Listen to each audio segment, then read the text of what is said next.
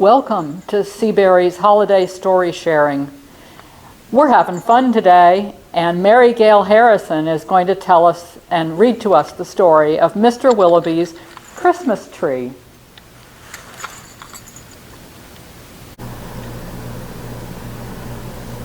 Hi, I'm Mary Gail Harrison, and I'm here to read you my family's favorite Christmas story called Mr. Willoughby's Christmas Tree. This is my introduction and gives you a little bit of the history of this story in my family. Mr. Willoughby's Christmas Tree, our favorite Christmas story since the early 1970s, is the first gift of Advent at our house and the last bit of solstice celebrating to be put away long after Twelfth Night. This year, as soon as I finished reading it to my 5-year-old grandson, he said, "Read it again." It's that kind of story. Like Mr. Willoughby's Christmas trees that must be topped and passed along, we've passed reading this story, now enjoyed by 4 generations of sons, parents, grands, steps and in-laws, neighbors and young friends.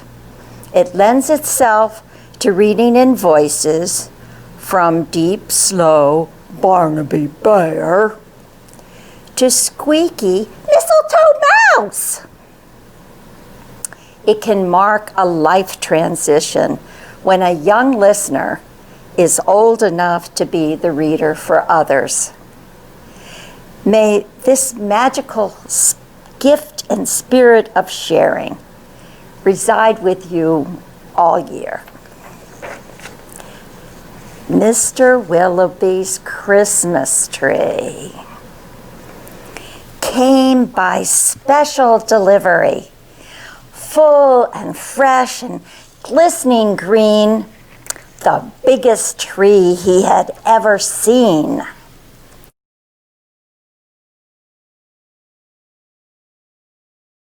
He dashed downstairs to open the door. This was the moment he'd been waiting for. "A magnificent tree, splendid," he cried. "Please, sir, won't you take it right inside? I think it might look best this year, right in the parlor corner here." But once the tree stood in its place, Mr. Willoughby made a terrible face. The tree touched the ceiling and then bent like a bow. "Oh, good heavens," he gasped. "Something must go." Baxter, the butler, was called on in haste to chop off the top, though it seemed quite a waste. "That's great," Mr. Willoughby cried with glee. "Now we can start to trim my tree." And when the trimming was well underway, the top was placed on a silver tray.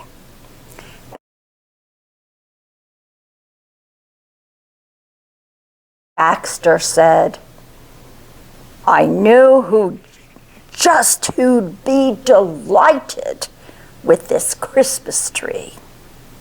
And so it was presented to Miss Adelaide, Mr. Willoughby's upstairs maid.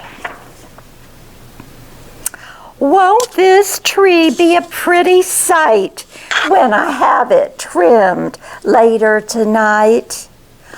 But oh dear, the top, I'm so afraid, will have to be cut," sighed Miss Adelaide. And so with scissors sharp and long, she snipped off the top while she hummed a song. The top was set out the very next day at the back of the house to be thrown away.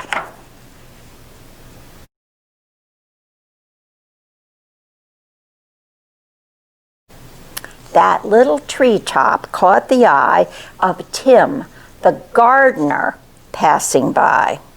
He certainly was not about to see that little tree thrown out. He hurried it right home, straight away, to see what Mrs. Tim would say. Fa la la! Surprise! Surprise! His wife could not believe her eyes. But our house, she said, is so snug and small, I don't believe we need it all. And before Tim had a chance to shout, she cut off the top and threw it out.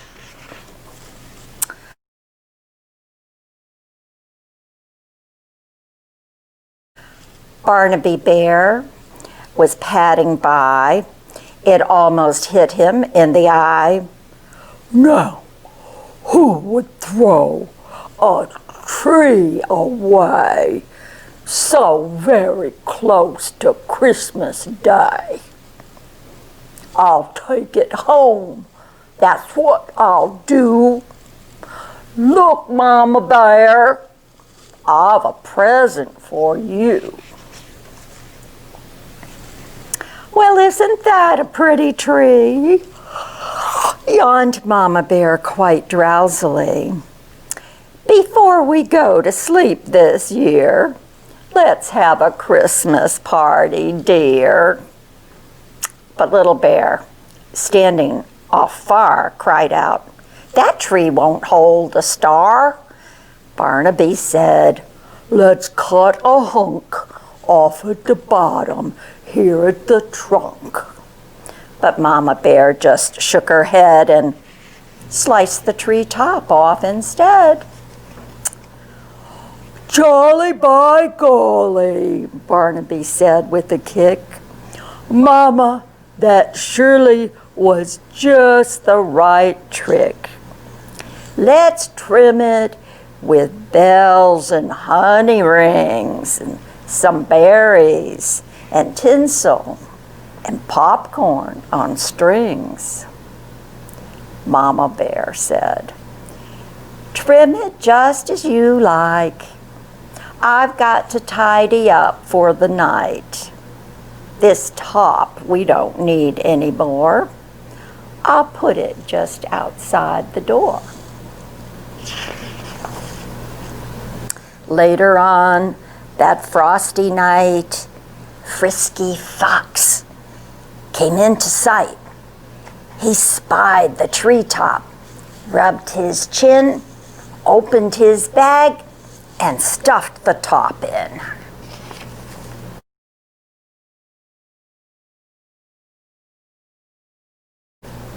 He scampered home. He jumped his gate. This Christmas present wouldn't wait. It's even better than mincemeat pie, said Mrs. Fox with a happy sigh. And then the foxes saw that their Christmas prize was just a wee bit oversized. There, my dears, now don't you worry. I'll fix this top in a hurry.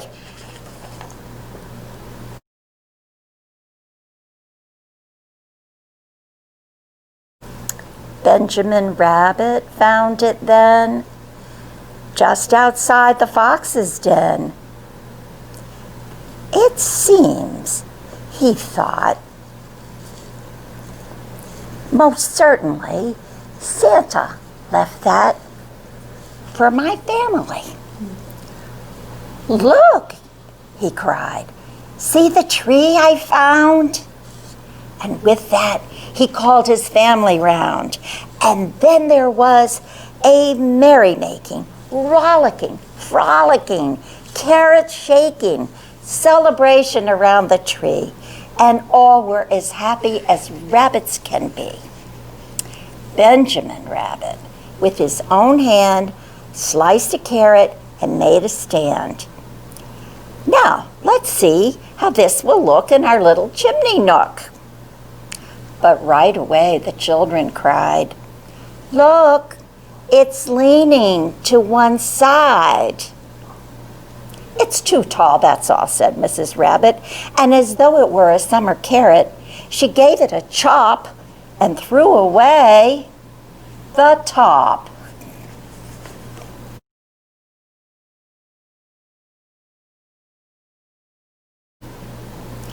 Then Mistletoe Mouse just happened to see that tiniest tip of a Christmas tree. He pulled it through the snow and ice, up some stairs. He fell down twice. At last he reached his cozy house. "It's just the right size," said Mrs. Mouse. And then at the top, if you please, they put a star made out of cheese.